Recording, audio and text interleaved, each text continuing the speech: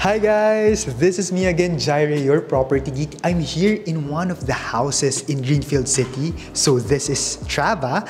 I know you're very familiar with this house na that is for sale right now. But my main intention on why I am doing this video is because I am now here in California as you watch this video.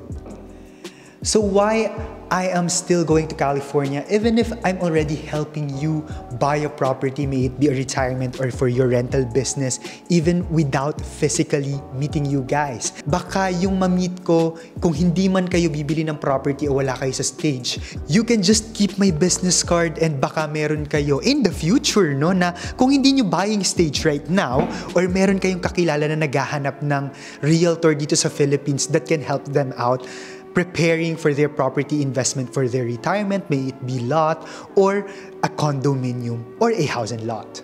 So yeah, I'm thinking of like may advantage na mamimit ko kayo personally. Iba yung energy pa rin na face-to-face, though in the past 5 years we're doing and parang face-to-face pa rin naman tayo nagmi-meet, no? Through YouTube, through Zoom call, or through FaceTime. And I want to highlight that it is really possible for you to buy a property even without being physically here because our developers are very adaptive na. Kumbaga, yung mga kinakatakot natin na paano kami bibili? Kasi di ba kailangan naming pirmahan?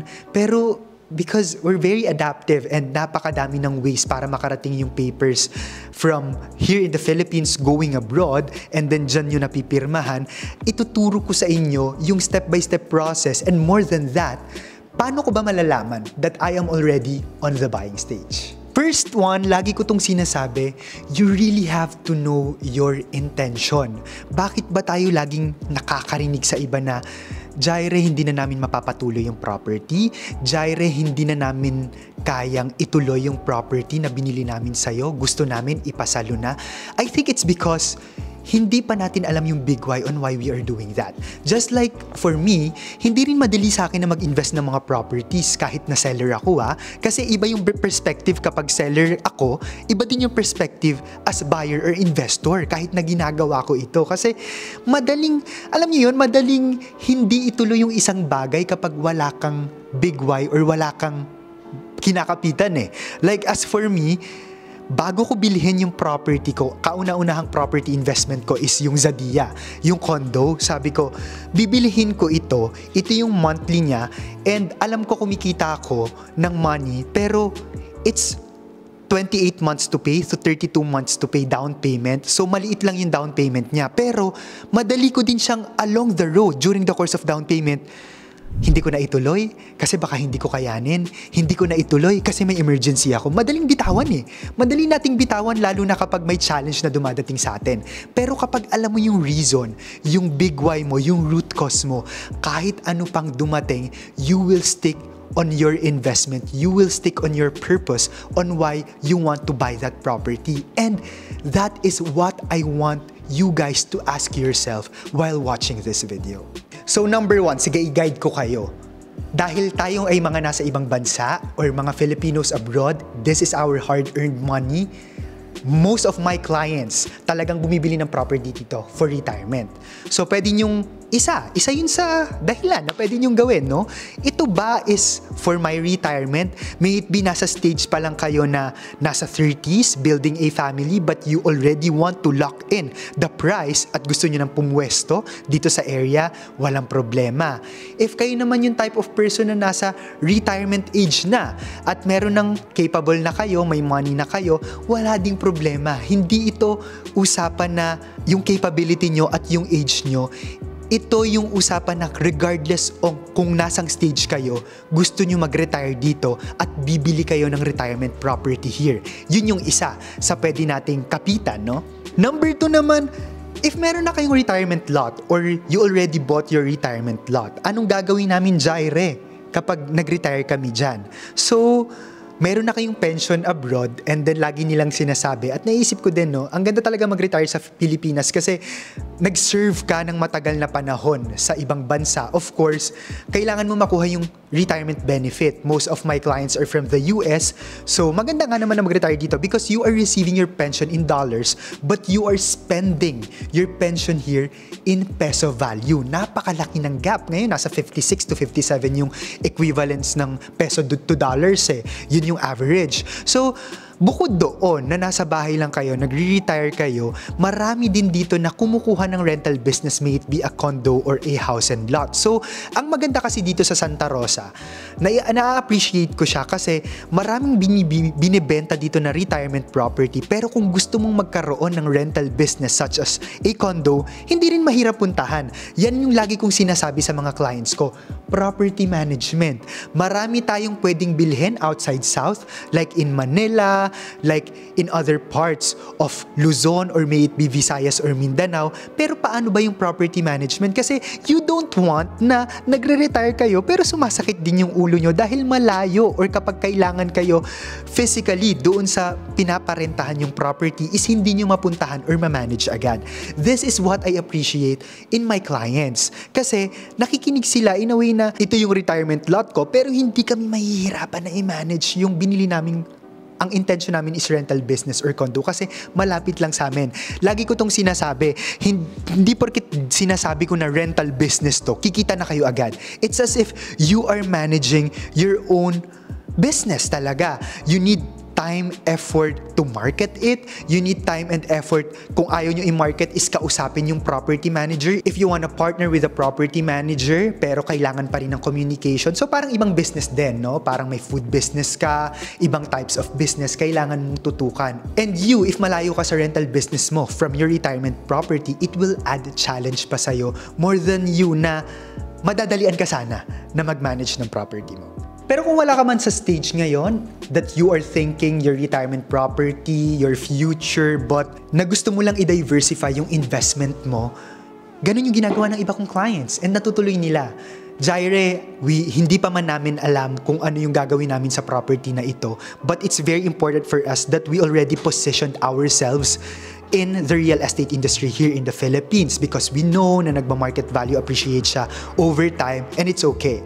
Bottom line, kahit ano man yung reason nyo kung bakit nyo bumili ng property, you need to have your biggest why para hindi nyo siya madaling bitawan in the future. For the next stage, if you decided, okay, Jaire, I wanna buy, I wanna invest there in the Philippines, meet tayo. Nandito ako sa California, nandito ako sa Los Angeles.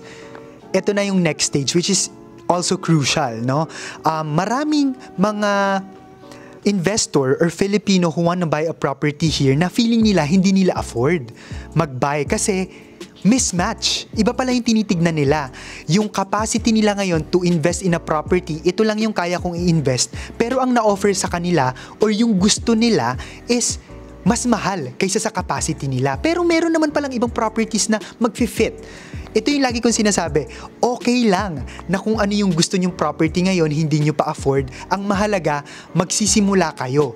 Regardless kung condo man yan, hindi nyo pa kaya ng lote, or lote man muna pero hindi nyo pa kaya ng bahay. Real estate is still an investment. Lagi kong sinasabi, ako gusto ko bahay, pero bakit condo ang ini-invest ko nung una? Dahil yun pa lang yung afford ko at that time. Pero after that, nagsunod-sunod naman. May mga lot investments na rin ako ngayon.